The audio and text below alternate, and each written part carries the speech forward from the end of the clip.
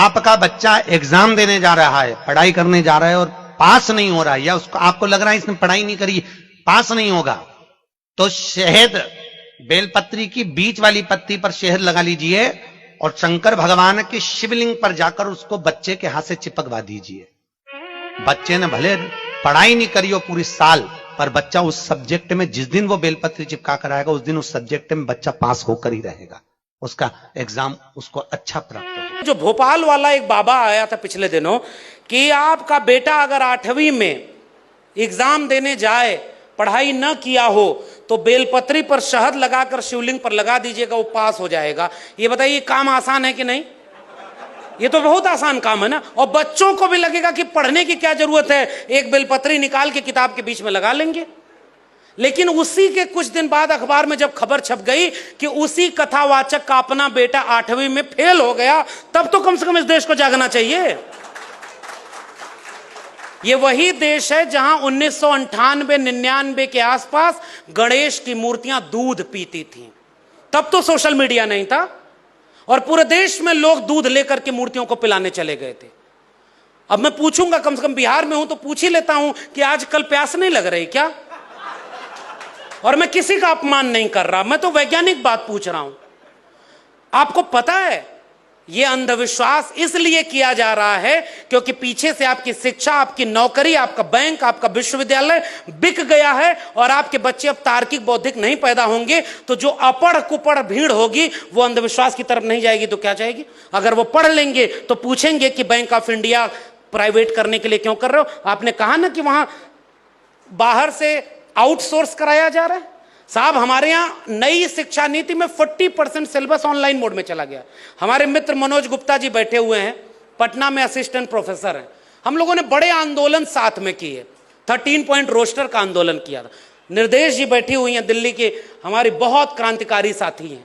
लगातार आंदोलनों में खड़े रहे हम, और हर बार जब उसने कहा था ना कि 56 इंच की छाती है, कोई झुका नहीं सकता, पहली बार जब SC ST OBC minority 90% camera लोग एकजुट हुए थे तो 2 अप्रैल 2018 के भारत बंद में उन्हें झुकाया, और दूसरी बार 13 पॉइंट रोस्टर पे झुकाया था। जब जब हम एकजुट हुए तब तब हमने उसे हराया है, क्योंकि हमारे लोग तो उनकी संख्या बढ़ा रहे हैं, और वो सारे आंदोलनों से जो हासिल हुआ उसे दूसरे रास्ते खत्म कर दिया।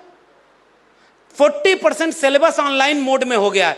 बिहार में तो शिक्षा की आलोचना तो मैं थोड़ा सा करूंगा, भले ये अपने लोग कहते हैं हमारे खेमे वाले लोगों की सरकार है, लेकिन अगर आपके यहां शिक्षा में 5 साल अगर 3 साल वाली डिग्री में लग रहा है तो ये गड़बड़ है, और हम इसकी भी आलोचना आपकी करेंगे। अगर आप SC ST OBC की फेलोशिप कम करेंगे तो हम आपकी आलोचना करेंगे। अगर आपकी सरकार है तो आप और कदम बढ़ाइए ना। और हम तो ये इसीलिए तो चाहते हैं कि हम अपने लोगों की आलोचना करें। जब भारत आजाद हुआ तो डॉक्टर राम मनोहर लोहिया सदन में नहीं बैठे, सड़क पर नहर रेट आंदोलन करते हुए लाठी खाए और जेल चले गए। लोगों ने पूछा, लोहिया जी आप तो आजादी की लड़ाई लड़ रहे थे, अब तो अपने लोगों की सरकार बन गई, अब क्यों लड़ रहे हो? उन्होंने कहा, समाजवाद का ये तकाजा नहीं है कि अपने लोगों के अगर कोई नियम खराब है, कोई पॉलिसी खराब है तो उसकी आलोचना न की जाए। और सदन में खड़े होकर डॉक्टर राम मनोहर लोहिया जवाहरलाल नेहरू से कहते हैं कि 3 आना बनाम 15 आना, एक गरीब देश का अमीर प्रधानमंत्री इस देश को लूट रहा है, और जवाहरलाल नेहरू खड़े होकर उनकी आलोचना सुनते थे। एक किस्सा मिलता है कि एक महिला जब राम मनोहर लोहिया के पास गई, कहीं भारत आजाद हुआ, आप सब लोगों को तो बहुत कुछ मिल गया, हमें क्या मिला? उन्होंने कहा कि ये नेहरू इतने टाइम जाते हैं वहां, वो जाते समय उनका कॉलर पकड़ के सवाल पूछना, और उस किस्से में यह दर्ज है कि उस महिला ने जब कॉलर पकड़ा कि आप तो प्रधानमंत्री बन गए, आजाद हुआ देश, तो हमें क्या मिला? उन्होंने कहा कि तुम्हें यह मिला कि तुम अपने प्रधानमंत्री के कॉलर पकड़ सकते हो। अब वही देश आजाद होकर के यहां तक पहुंच गया है कि आप अपने प्रधानमंत्री की आलोचना कर दीजिए, आप पे NSA लगाकर जेल में भेज दिया जाएगा, और अगर आप उत्तर प्रदेश के रहने वाले हैं तो आपके घर पे बुलडोजर चल दिया जाएगा। हम अपने लोकतंत्र को खो रहे हैं, और इसलिए मैं कह रहा हूं, अगर आज डॉक्टर अंबेडकर होते तो जिस संविधान को उन्होंने इतना संघर्ष करके बनाया, जिस जमहूरियत को उन्होंने अपना 4-4 बच्चे अपने अच्छे पति नहीं हो पाए, अच्छे पिता नहीं हो पाए, अच्छा जीवन नहीं जी पाए, केवल इसलिए कि जितना हासिल करके देंगे हम लोग, अंबेडकर के मानने वाले लोग, उतना बचा भी नहीं पाएंगे। क्यों लिख करके गए डॉक्टर अंबेडकर, और सख्त चेतावनी दी है, ये आखिरी बात मेरी है कि अगर हिंदू राष्ट्र हकीकत बनता है तो वो इस देश के लिए सबसे बड़ा अभिशाप होगा। हिंदू कुछ भी कह ले, मगर हिंदू धर्म स्वतंत्रता, समानता, बंधुता विरोधी है। वो लोकतंत्र से मेल नहीं खाता है। इसलिए किसी भी कीमत पर इस देश को हिंदू राष्ट्र बनने से रोका जाना चाहिए। इतनी सख्त चेतावनी डॉक्टर अंबेडकर ने और दूसरी किसी चीज के लिए नहीं दी थी। इसका मतलब हमारे पुरखे को पता था कि कुछ दिन बाद कुछ लोग आएंगे जो इस देश को हिंदू राष्ट्र बनाने की कोशिश करेंगे। मैं अपने लोगों को एक पैगाम तो देकर जाऊं कि वो हिंदू राष्ट्र हमारे लोगों को एकलव्य और शंभूक बनाने के लिए होगा। हमारी महिलाओं पर हाथरस और ऊना जैसा कांड का होगा।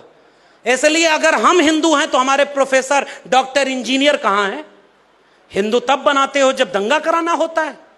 और बताओ, अंबेडकर जयंती के दिन फिर से एक सवाल पूछ रहा हूं।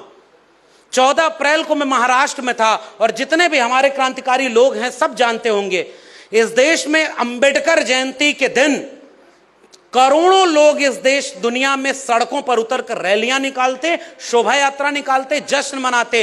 एक भी अखबार की कटिंग कहीं हो तो दिखा देना कि एक चींटी भी घायल हुई हो। और ये धर्म के नाम पर रैली निकालते और शाम तक वहां दंगा होता, हत्या होती। ये फर्क है तुम्हारे वाले आइडिया ऑफ इंडिया में और हमारे वाले आइडिया ऑफ इंडिया में। हम डॉक्टर अंबेडकर की बात इसलिए करना चाहते हैं कि हम चाहते हैं कि न्याय होता हुआ दिखना चाहिए। अभी मेरे पास एक पर्ची आई है, मुझे नहीं पता किसने लिखा है, कि भाई ये जो गोपालगंज के डीएम थे जी कृष्णैया, उनको भीड़ ने घेर करके मार दिया। और उस समय जिनके ऊपर आरोप लगा, जो जेल में बंद हुआ, जो गुनहगार साबित हुआ, अगर उसकी रिहाई होगी तो एक लाइन में हम इस रिहाई के खिलाफ खड़े हैं और हम इसका विरोध करते हैं। न्याय की बात की तरह होगा। और न्याय की बात यह कहती है, और इसीलिए मैंने डॉक्टर लोहिया को याद किया था, इशारे में वही बात मैं कह रहा था। डॉक्टर लोहिया अपनी सरकार के खिलाफ आंदोलन कर रहे थे। और इसलिए मैं कह रहा हूं कि हम अगर वैचारिक लोग हैं तो हमें आलोचना करनी होगी, उनकी भी और अपनी भी। आप इसलिए खतरा है, हमें दोनों से लड़ना है। हमें अपने वाले का भी ध्यान रखना है कि ये भी कोई गड़बड़ काम करेंगे तो इनकी अब आलोचना करनी है। लेकिन आप तो बिहार वालों आलोचना कर सकते हो और करो, करनी चाहिए।